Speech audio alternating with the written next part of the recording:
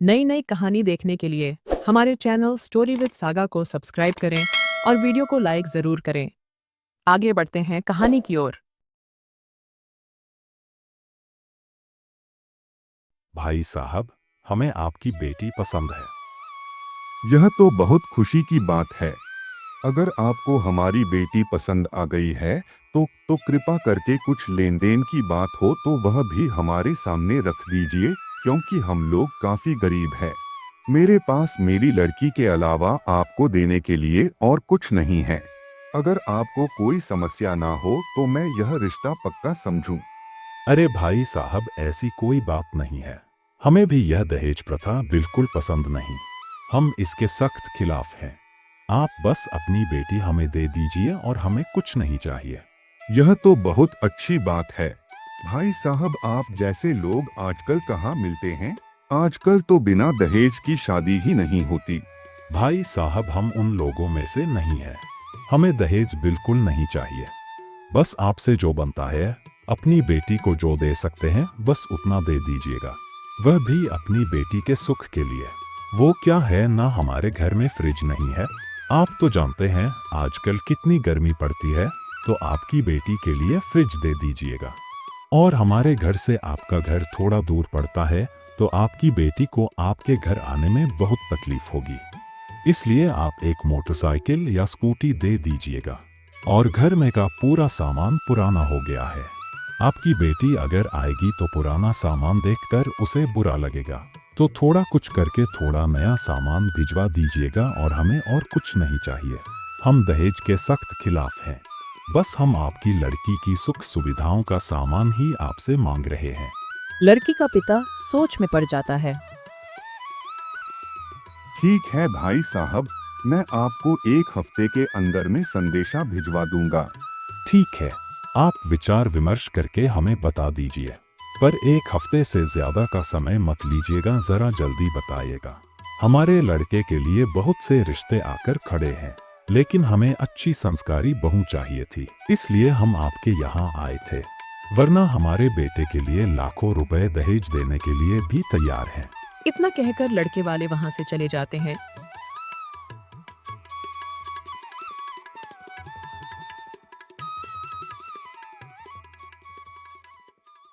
पिताजी, इन लोगों ने तो दहेज नहीं लेंगे बोलकर दहेज मांग लिया। यह लोग तो मुझे ठीक नहीं लग रहे। पहले तो उन्होंने कहा कि हमें दहेज नहीं चाहिए, और बेटी के सुख के नाम पर इन्होंने तो बहुत सारा सामान मांग लिया। पर बेटा, अगर हम ऐसे ही दहेज के बारे में सोचते रहे और मना करते रहे तो हमारी बेटी की शादी तो कभी नहीं हो पाएगी। तुम तो जानते हो इसके लिए कितने रिश्ते आकर गए, लेकिन सारे रिश्ते दहेज की वजह से ना हो पाए। और इतना अच्छा लड़का जो शहर में अच्छा कारोबार करता है, ऐसा लड़का हमें दोबारा नहीं मिलेगा। इन्होंने तो दहेज भी नहीं मांगा है, इन्होंने सिर्फ घर का कुछ सामान मांगा है, वह भी हमारी बेटी के लिए ही मांगा है। हम लोग इधर उधर से कुछ ना कुछ करके जी देंगे, लेकिन यह रिश्ता हाथ से नहीं जाने देना चाहिए। संगीता, तुम क्या कहती हो? तुम्हें क्या लगता है? आप दोनों चिंता मत कीजिए, हम अभी जमींदार से कुछ पैसे उधार ले लेते हैं। शादी के बाद मैं शहर चला जाऊंगा और कुछ न कुछ काम ढूंढ लूंगा और उसके सारे पैसे लौटा दूंगा। बस कीजिए आप सब लोग, आप मेरी वजह से इतना परेशान मत होइए। मुझे नहीं करनी कोई शादी वादी।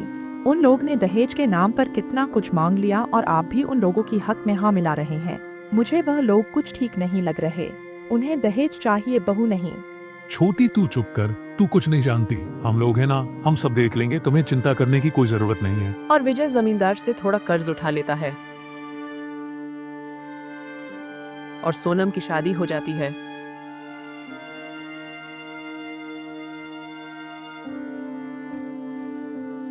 विजय पैसे कमाने शहर चला जाता है।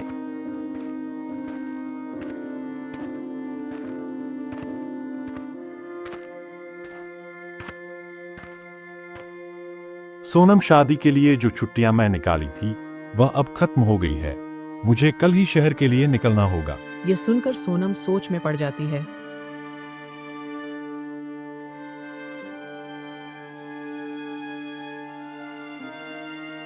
और थोड़ा सोचने के बाद बोलती है, आप चले जाएंगे तो मेरा यहाँ मन कैसे लगेगा? मैं तो बिल्कुल अकेली हो जाऊंगी, क्या आप मुझे साथ लेकर नहीं जा सकते? नहीं सोनम, मैं तुम्हें अभी साथ लेकर नहीं जा सकता। वह क्या है ना, मेरा कारोबार अभी नया है, सिर्फ कर्मचारियों के भरोसे नहीं छोड़ सकता। इसकी वजह से अभी मैं पूरी तरह से वहां सेटल नहीं हुआ हूँ। जैसे ही मैं वहां थोड़ा सेटल हो जाऊंगा, मैं तुम्हें जरूर अपने साथ लेकर जाऊंगा। लेकिन अभी तुम मुझे थोड़ा समय दो, मैं जल्द ही तुम्हें अपने साथ लेकर जाऊंगा। ठीक है जी, आप जैसा ठीक समझे। दूसरे दिन सोनम का पति वहां से शहर चला जाता है।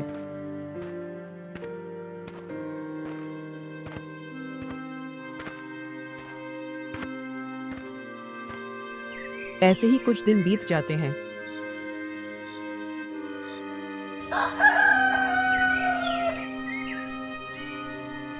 एक दिन सोनम की सास बोलती है, अरे बहू, होली आ रही है और हमारे खानदान में एक रिवाज है कि पहली होली की मिठाई और रंग बहू की मायके से आती है। तो तुम अपने मायके में यह संदेश भिजवा दो, और हाँ, उनसे यह भी कहना कि ज्यादा मिठाई भिजवाए।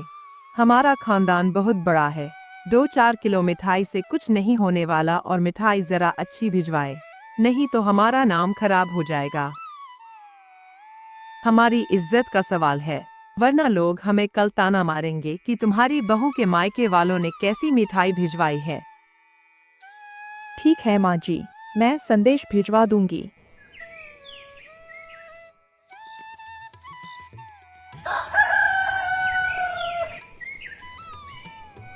एक दिन बाजार में सोनम को माँ मिलती। कैसी हो बेटी? ससुराल में सब ठीक तो है ना? हाँ माँ, ससुराल में सब कुछ ठीक है। अच्छा हुआ तू मिल गई, मैं वैसे भी तुमसे मिलने आने वाली थी। बोलो बेटा, क्या बात है? दरअसल माँ, मेरी सास ने मुझसे कहा है कि उनके यहाँ यह रिवाज है, शादी की पहली होली पर बहू के मायके से मिठाई आती है, तो मेरी सास ने मिठाई मंगाई है। हाँ बेटा, यह रिवाज है, मैं जानती हूँ, मैं मिठाई भिजवा दूंगी, तुम चिंता मत करो। माँ तुम समझी नहीं, दरअसल मैं इसीलिए चिंता में हूँ क्योंकि मेरी सास ने बहुत ज्यादा मात्रा में मिठाई मांगी है। वह क्या है, हमारा खानदान बहुत बड़ा है और सारे रिश्तेदारों में मिठाई बांटनी है, और उनके बहुत रिश्तेदार हैं माँ। मुझे लगता है लगभग 55 किलो के आसपास मिठाई लगेगी। क्या बेटा, इतनी सारी मिठाई? बेटी तू चिंता मत कर, मैं तेरे बाबूजी से बात करती हूँ, वह कुछ ना कुछ जरूर करेंगे, तेरे यहाँ मिठाई पहुँच जाएगी बेटा। अब तू घर पर जा, बहुत समय हो गया, तेरी सास तेरी राह देख रही होगी।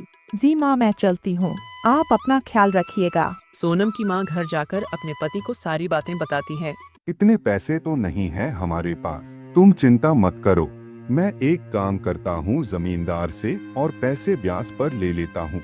हमें कुछ भी करके सोनम के घर मिठाइयाँ भिजवानी ही होगी, नहीं तो वह हमारे बच्ची को बहुत भला बुरा कहेंगे। उसकी सास उसे इस बात के लिए ताने मारेगी। किशन भी पता नहीं कहाँ रह गया, कितने दिन हो गए वह शहर से अभी तक नहीं लौटा है। पता नहीं, लेकिन मुझे एक कोशिश तो करनी ही होगी। मैं कुछ भी करूँगा, लेकिन अपनी बेटी के घर मिठाइयाँ भेज कर ही रहूँगा। फिर सोनम के पिता जमींदार के पास जाकर पैसे मांगते हैं, तो जमींदार बोलता है, तुमने अपने बेटी की शादी के लिए पहले से ही कर्ज ले रखा है और कर्ज तो चुका नहीं पाए और फिर आ गए पैसे मांगने। कोई पैसे वैसे नहीं मिलेंगे, निकलो यहाँ से, पहले मेरे पैसे लौटाओ, उसके बाद ही मांगने आना। जमींदार जी, किशन शहर गया है, किशन के आते ही मैं आपके सारे पैसे लौटा दूंगा, मेरी अभी के लिए सहायता कर दीजिए। तुम्हें एक बार में समझ नहीं आता क्या? पेशन कहीं के, मैंने कहा ना, पहले मेरा पुराना वाला कर्जा लौटा, उसके बाद ही मैं तुम्हें पैसे दूंगा, अब निकलो यहाँ से।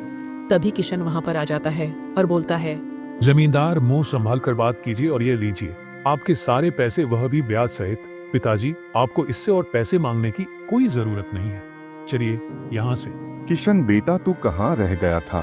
बेटा, हम कितने दिन से तेरी राह देख रहे हैं, चल जल्दी घर चल, तेरी माँ तुझे देखेगी तो बहुत खुश हो जाएगी। किशन घर जाता है।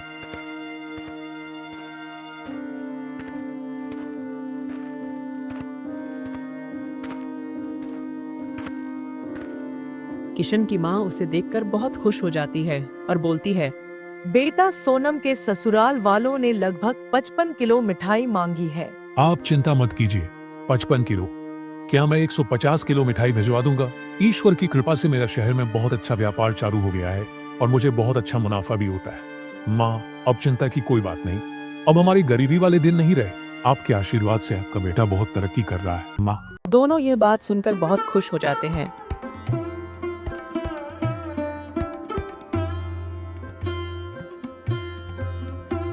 फिर सोनम के घर मिठाई भेज दी जाती है। इतनी सारी मिठाई देखकर सोनम की सास दंग रह जाती है और सोचती है, इतनी सारी मिठाई, बहू के घर वाले तो बहुत गरीब है। फिर इतनी सारी मिठाई के लिए उनके पास पैसे कहाँ से आए? कुछ तो बात है। सोनम भी सोच में पड़ जाती है।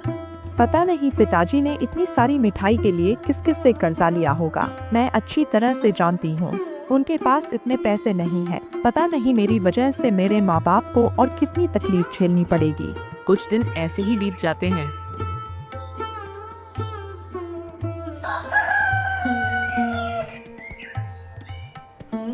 फिर एक दिन सोनम अपने मायके जाती है।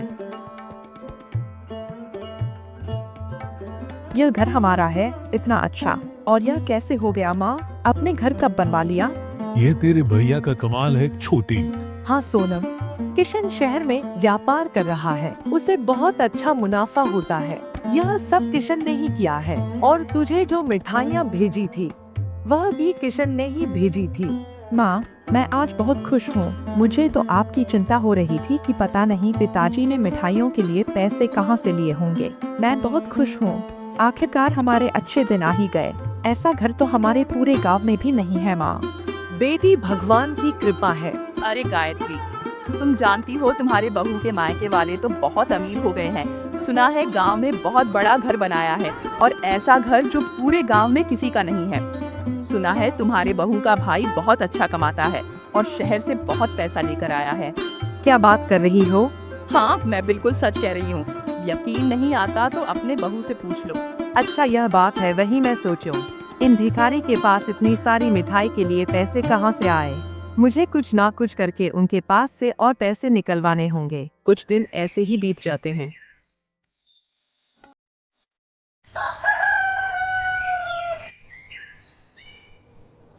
सोनम अपने ससुराल लौटने के बाद उसकी सास बोलती है, बहू, मेरे सोने के सिक्के नहीं मिल रहे। मेरे सोने के सिक्के कहाँ है? माँ जी, मुझे क्या पता आपके सोने के सिक्के कहाँ हैं। आपके सिक्के तो आपके कमरे में ही होते हैं। झूठ मत बोल बहू, मुझे अच्छे से पता है तूने ही लिए हैं। माँ जी, मैं झूठ क्यों बोलूंगी? और भला मैं आपके सिक्के क्यों लूंगी? अच्छा, झूठ ही कही कि तूने ही मेरे सिक्के चुराए हैं। मेरे सोने के सिक्के चुराकर तूने अपने घर वालों को दे दिए, तभी तो उन्होंने इतना बड़ा घर बनाया है। तुझे शर्म नहीं आती? ससुराल से पैसे गहने चुराती है और अपने मायके वालों को देती हो। वही तो मैं सोचूं, उन भिखारी के पास इतने पैसे कहाँ से आ गए? माँ जी, आप यह क्या बोलते जा रही हैं? वह पैसे मेरे भैया शहर से लाए हैं। यह सब झूठ है। तूने मेरे ही सोने के सिक्के चुराकर उन्हें दिए हैं। सोनम की सास सोनम की एक बात तक नहीं सुनती और उसे घर से निकाल देती है। तू चिंता मत कर बेटी, मैं तेरे सास ससुर से बात करता हूँ। यह क्या है संधि जी? मेरी बेटी से ऐसी क्या भूल हो गई जो आपने उसे घर से निकाल दिया? चोरी तो चोरी, ऊपर से सीना चोरी। तुम्हारी बेटी ने हमारे घर चोरी की है, मेरे सोने के सिक्के चुराए हैं और आप ही को दिए हैं। और हिम्मत तो देखो, ऊपर से मुंह उठाकर चले आए कि मेरी बेटी ने क्या किया है। आप यह क्या कह रही हैं समधन जी? मेरी बेटी चोर नहीं है। हमने उसे अच्छे संस्कार दिए हैं, वह ऐसा कुछ नहीं कर सकती। और रही हमारी बात, तो सब जानते हैं कि यह पैसे मेरे बेटे ने कमाए हैं। वह मैं कुछ नहीं जानती। अगर अपनी बेटी की शादी बचाना चाहते हो तो मुझे मेरे सोने के सिक्के लौटा दो, नहीं तो मेरे सोने के सिक्के के पैसे मुझे दे दो, वरना अपनी बेटी को अपने घर पर ही रखो। आप ऐसा कैसे कर सकती हैं समधन जी, जबकि मेरी बेटी की कोई गलती भी नहीं है। मुझे जो कहना था मैंने कह दिया। अब आप यहाँ से जा सकते हैं। अगर आपकी बेटी की शादी बचानी है तो आपको मुझे पैसे देने ही होंगे, नहीं तो कोई जरूरत नहीं है कि उसके लिए यहाँ कोई जगह नहीं है। ठीक है, मैं कल आपको आपके पैसे दे दूंगा। किशन, यह तो क्या बात कर रहा है? मुझ पर भरोसा रखिए पिताजी, मैं सब ठीक कर दूंगा। फिर दूसरे ही दिन किशन सोनम को लेकर उसके ससुराल जाता है।